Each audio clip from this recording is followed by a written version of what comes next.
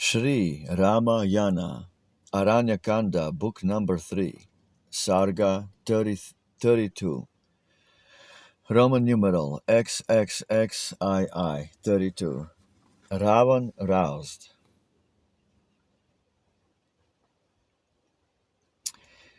But Shurpanaka saw the plain, spread with the 14,000 slain, doers of cruel deeds o'erthrown by Rama's mighty arm alone.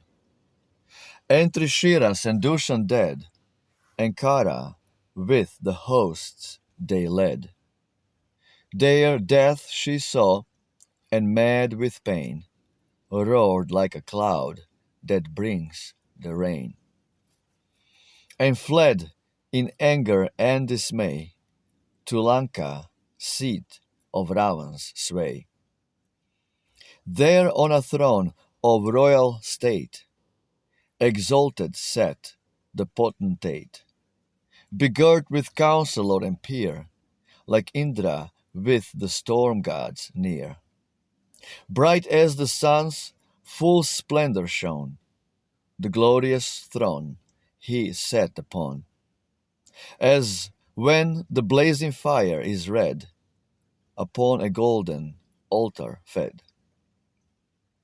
Why gaped his mouth at every breath, tremendous as the jaws of death? With him high saints of lofty thought, Gandharva's gods had vainly fought. The wounds were on his body yet, from wars where gods and demons met, and scars still marked his ample chest, by fierce Airavats task impressed.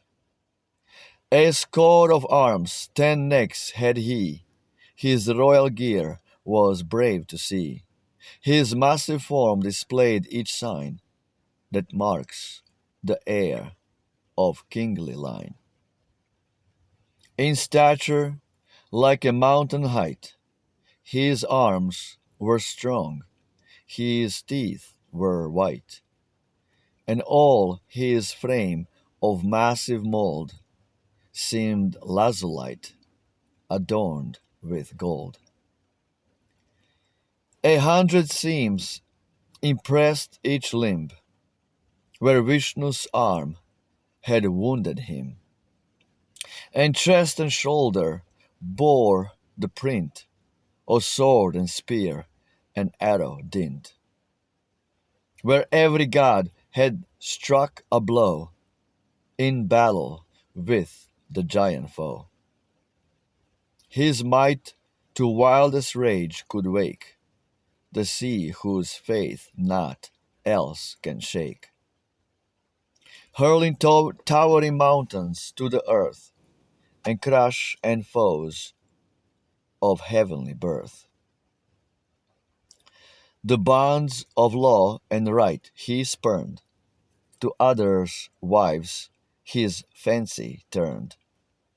Celestial arms he used in fight, and loved to mar each holy rite. He went to Bhagavati's town, where Vasuki was beaten down, and stole, victorious in the strife, Lord Takshaka's beloved wife.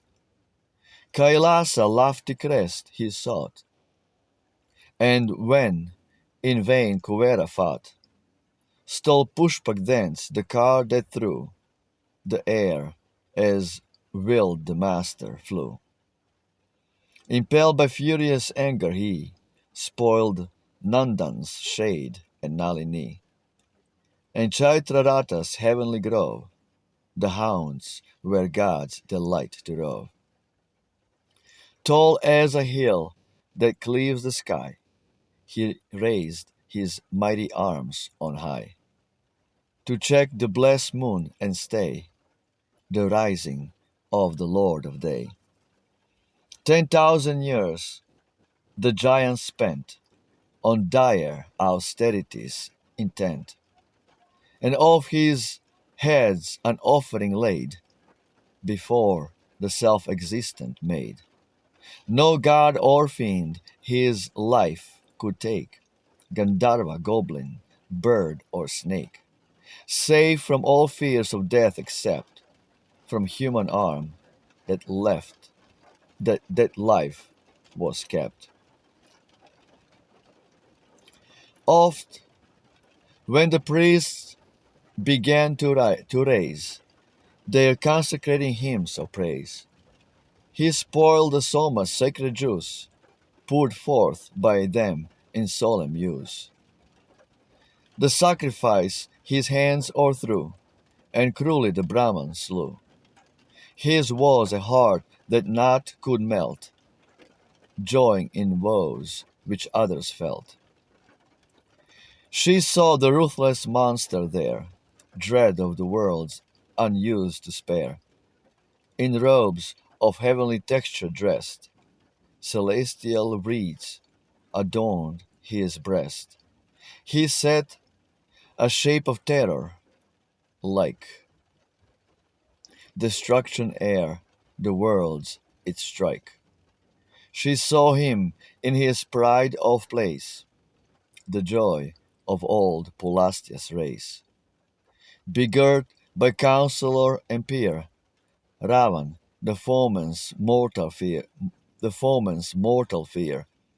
and terror in her features shone, the giantess approached the throne. Then Shurpanaka, bearing yet each deeply printed trace, where the great-hearted chief had set a mark upon her face, impelled by terror and desire, still fierce, no longer bold, to Ravan of the eyes of fire, her tale infuriate told. Absolutely beautiful. Shri Ramayana.